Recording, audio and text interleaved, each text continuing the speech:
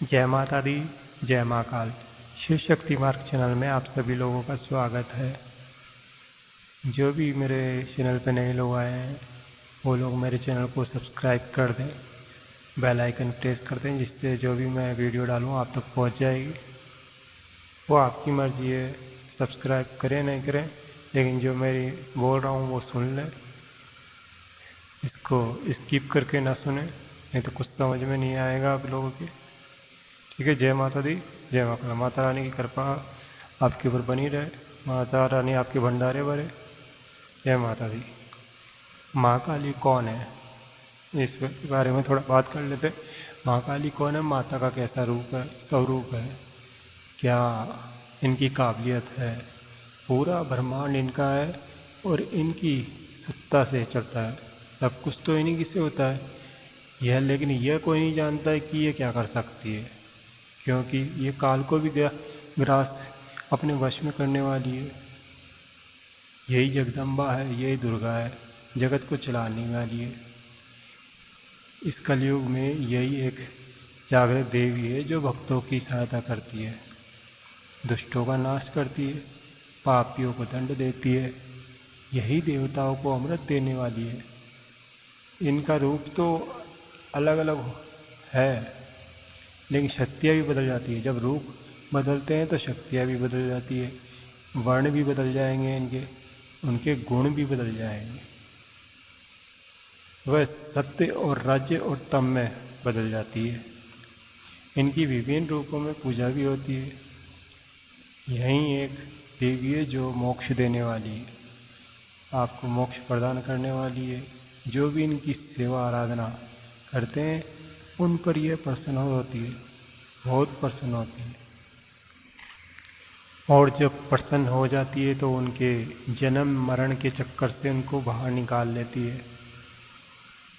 अपने पुत्र पर प्रसन्न हो जाती है, हर क्षेत्र में उनकी सहायता करती है।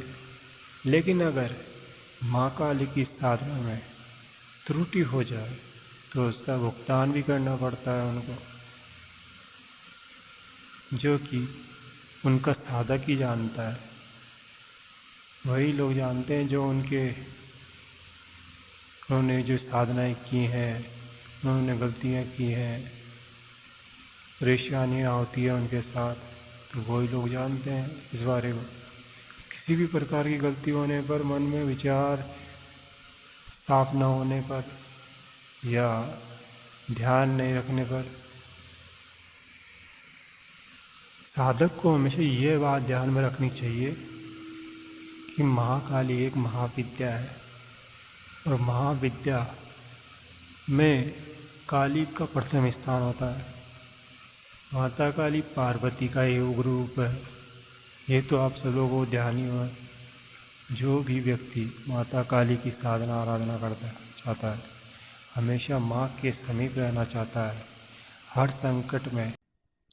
हर संकट में उनकी सहायता चाहता है, सबसे पहले हमें माँ की पूजा आराधना करें, माँ की पूजा करें, उनकी आरती करें, उनकी स्तुति करें, चालीसी करें। शुरुआती समय में माँ की साधना के लिए सबसे पहले माँ का ध्यान करें।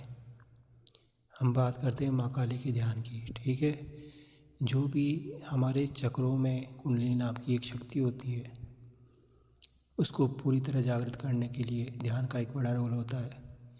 ध्यान के बिना कुंडली शक्ति कंट्रोल नहीं होती है, उसके बहुत बुरे परिणाम होते हैं। लेकिन माँ काली का साधक उसको कंट्रोल कर सकता है, क्योंकि कुंडली के अंदर माँ काली का वास होता है। आप ध्यान कर रहे हो, साधना नहीं, ठीक है। जैसे आप अपने माता पिता से बात करते हैं ना, वैसे ही इनसे बात करें, क्योंकि यह तो सब जानती है उनके मन में क्या चल रहा है। ऊपर से आप अतिशय प्रेम दिखाओगे और आपके अंदर विकार भरे पड़े होंगे। इसलिए जैसे अपने माता पिता से व्यवहार करते हो, प्रेम करते हो, वैसे ही इनके साथ रहो। ये तो जगत माता है, सब जानती है। उनका यश आपके माता पिता के रूप में है। माँ काली, माँ भगवती उनके ऊपर प्रसन्न होती है जो एक बच्चे की शिशु की भांति इनकी साधना करे। माता का भाव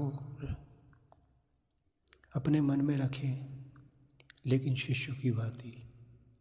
एक शिशु का बच्चा होता है, बच्चा बिल्कुल नादान चंचल, कुछ नहीं जानता, वो ऐसा भाव मन में रखना चाहिए।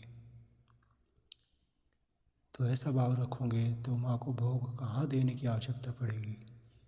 बोलने मात्र से ही आपके सब कार्य हो जाएंगे।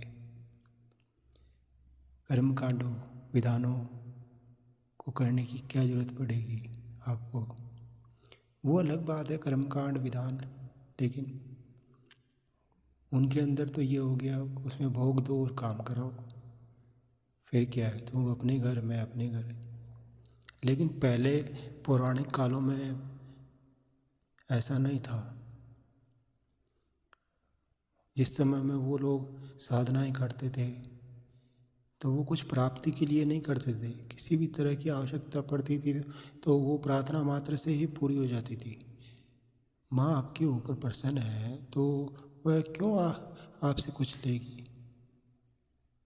अपने मन को साफ करें, तन को साफ करें। सबसे पहले दीपक जला लें, आसन लगा लें, बैठ जाए।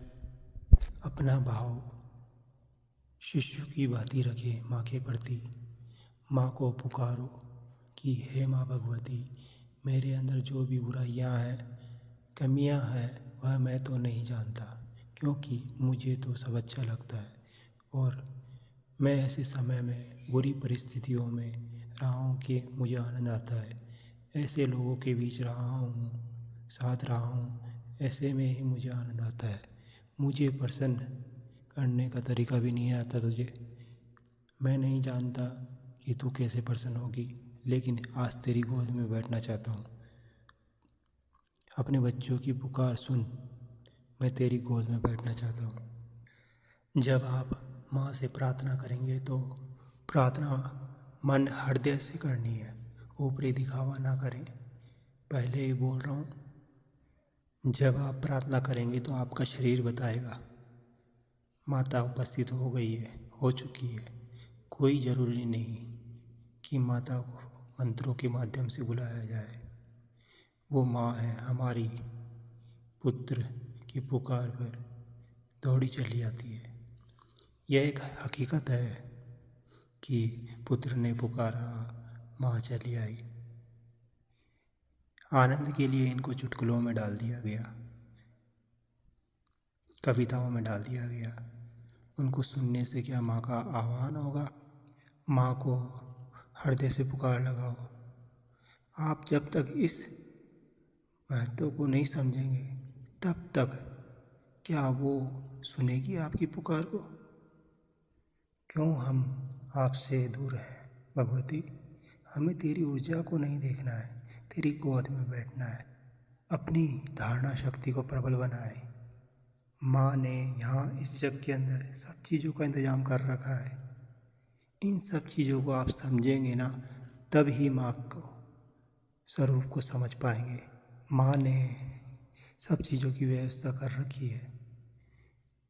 खाने के लिए भोजन दिया, रहने के लिए घर दिया, वस्तुएं प्रदान करी। शिव शक्ति के रूप में अपना जो माता पिता के रूप में प्रतिबिंब प्रदान किया, उनसे प्रेम प्रदान किया, प्रेम मिल रहा है। फिर भी माँ आपके पास नहीं है। सोचो हमें क्या कमी है ऐसी, क्यों नहीं है वो हमारे पास। वो बिना मांगे आपके सब काम कर देती है, लेकिन वह नहीं है आपके पास। आप में कौन सी कमी है जो आपके पास नहीं है। वो अपने मन को साफ करिए, निर्मल करिए, शिशु की भांति रखिए। माँ भगवती, ये सब दुर्गा बोल दो, काली बोल दो, सब एक ही रूप है। ये सब भावों से प्रसन्न होती है। अपने अंदर के भाव को पवित्र रखो, अभ्यास करते रहो। किसी को कम समय लगता है, किसी को ज़्यादा समय लगता है। जो पूरे जग को चलाती है उसको तुम क्या दे सकते हो। हम ढूंढते रहते हैं कि कोई हमें ऐसा मंत्र विधान मिल जाए, हमें कोई सिद्धि मिल जाए जिससे हम कार्य करवा सकें।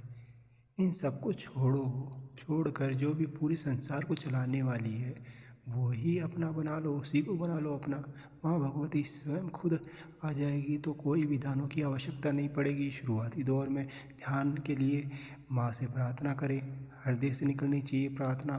माँ का ध्यान करें, हो सकता है वो 2-3-4 दिन कुछ भी ना पता चले, माँ के शरीर में, आपके शरीर में बदलाव होगा, वातावरण में भी बदलाव हो सकता है। ऐसा लगेगा कि माता का शिव शक्ति दिव्य पुंज आपके शरीर में आ गया है, आपको दिखाई देने लगेगा, उपस्थित हो चुकी है माँ ध्यान में। ये सब करते हुए अपने बुरे विकारों को, क्रियाकलापों को शुद्ध आचरण रखें। जो भी क्रियाकलाप है, बुरी वृत्तियाँ, उन सबको छोड़ दें। माँ के प्रति अपना आचरण शुद्ध रखें। ध्यान में बैठते समय पवित्र रहें, पूर्ण पवित्र रहें और माता का ध्यान करें, माँ की सेवा करें। अगर मैं अपने अनुभव आपको बता दूँ तो 90% आप लोगों को वही अनुभव होने लगेंगे। इसलिए मैं आपको मेरे अनुभव नहीं बताऊँगा, क्योंकि मैं आपके ऊपर मेरे अनुभव थोपना नहीं चाहता, क्योंकि मैं बता दूंगा तो फिर आपको वही दिखने लगेगा।